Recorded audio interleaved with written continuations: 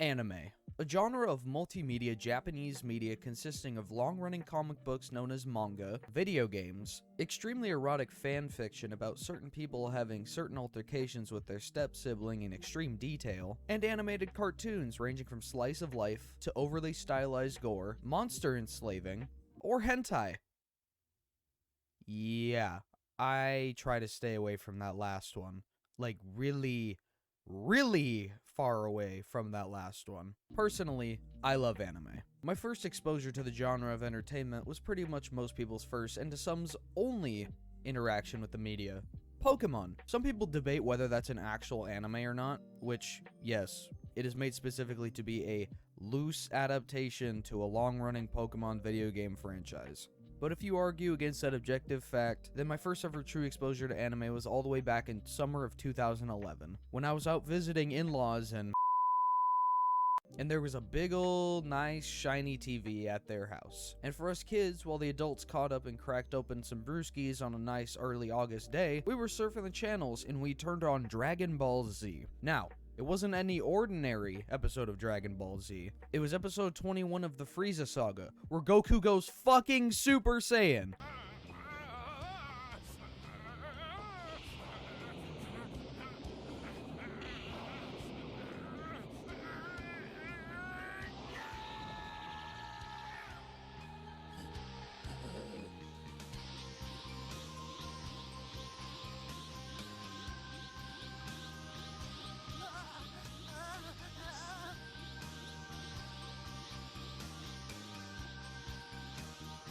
This was genuinely one of the most important days of my life, as it finally gave me an obsession besides Transformers, Pokemon, and, well, that's about it. The reason I'm making this video is honestly a rather touchy subject within the media, and that is the over-sexualization of anime characters and the cultural differences between us and the Japanese lifestyle and their creations. Most people only think big boobs and tentacles when it comes to anime, which isn't completely a false or unfair judgment on anime. The bosom ratio of an average anime girl to a normal human female is honestly astounding how these bitches don't grow up to be 30 with 2 kids and have severe scoliosis. But is anime more than just boobs, tentacles, and weird sexualization of children and screaming? Well, find out as we take a leap into the toilet bowl of the anime community in this video.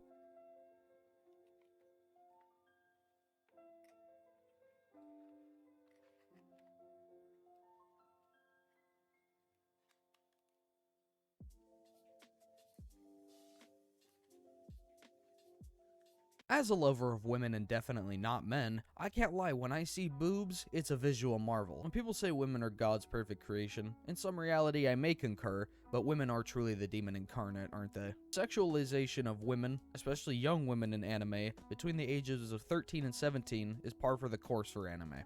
And quite frankly, it is rather sickening to see girls in what would be an equivalent to a 7th grader over here in the US being sexualized. Now, a normally level-headed individual who knew absolutely nothing about anime would ask how the guinea pig sniffing fuck anime is still being allowed to be produced and consumed. Well, if we take a quick trip over to Google and look up the age of consent over in Japan, you can see that it is 13. Which, with even knowing that prior to this script being written, it still makes me want to genuinely throw up something I ate 2 weeks ago last year. Over here in the US, in my state more specifically, the age of consent is 16, which personally I think it should be 17 because 16 is still rather young and 17 is closer to the legal age of 18 than 16, but that is a debate for fart brains over in the commentary community to talk about them and their oh so crazy optics, so I'll just leave it to them. So, over there in Japan, it's completely normal to sexualize 13-year-olds with no problem and consume the media as much as they want.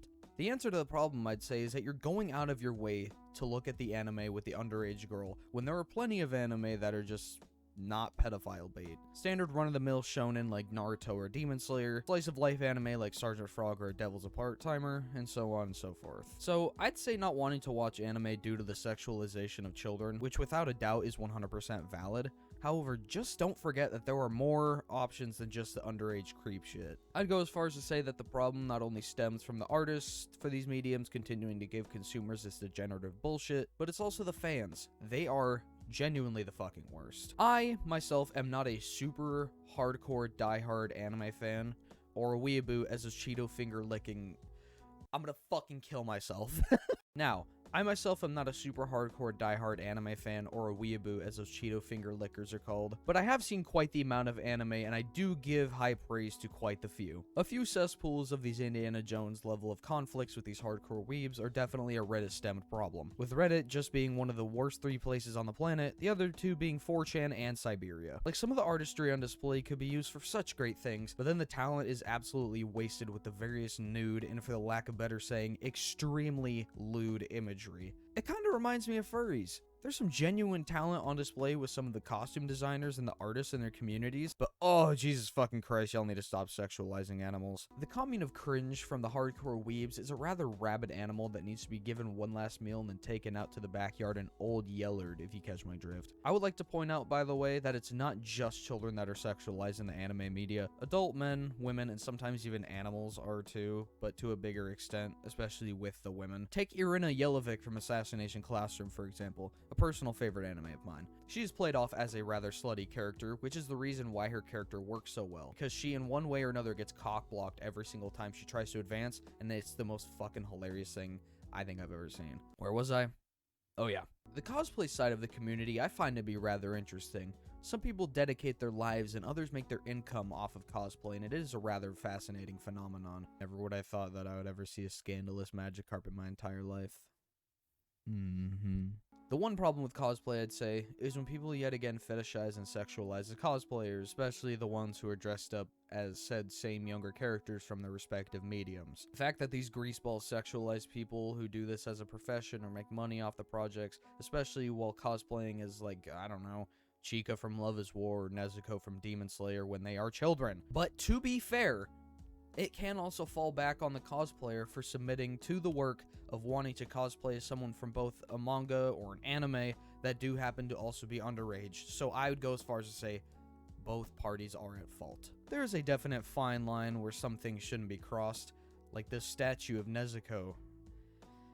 She's 12. I can understand if you do just casual cosplay of the characters, which I'd say is fine, a little weird if they're underage, but still fine. Don't go out of your way to expose yourself just because you can. Have some self-respect. At least you're not a furry, I'll give you that one. I find cosplaying extremely unique and a rather fun adventure to cross, but when it gets down to people fetishizing and sexualizing cosplayers, like I said, the ones who primarily sexualize the underage characters that are being cosplayed as, it gets really iffy. At the end of the day, anime is a rather controversial medium, and it is definitely not for everyone. I just find it rather unnecessary to dogpile on people who casually watch it and then just shit on them for enjoying something they like. Which, I mean, that could literally be said for fucking anything. It's not cool to shit on people for things that they like unless they make it degenerative. Like, for example, if an artist who's primarily into the anime style of artistry, and they draw a sexualized version of Kana from Miss Kobayashi's Dragon Maid, an absolute banger of an anime by the way, and they try to defend it with these next few words: she's a dragon and 1,000 years old. She's not real, so it doesn't matter. That's when you should be ridiculed and ostracized for you being a gateway pedophile. I love anime, and frankly, I will love it until I'm dragged into the gates of Florida and forced to wrestle an alligator for some buckwheat and $20. But the community is not perfect by genuinely any means necessary. It is definitely full of weird-ass brotherfuckers, and yeah, I said that. But if you look past all the weird stuff, there are some genuine diamonds in the rough. You can look past all the weird shit that goes on and just be in your own lane and enjoy the stuff you want to enjoy. But if you don't like anime, if you don't like manga, that's fine. This video is not about me trying to push that on you. This video is more about just me trying to get it across that this is just something people enjoy, and not all of us who enjoy anime are fucking weird. I will continue to show my support for these artists I back and support them for as long as they create the work that I like. Without further ado, I'll shut my mouth and end the video here. Thank you all so much for watching. This video has been a passion project of mine for quite a while, and I'm finally glad it came out of the oven golden brown as a pizza pie. And that's the end. I'll see you guys all next time. Goodbye. Or sayonara.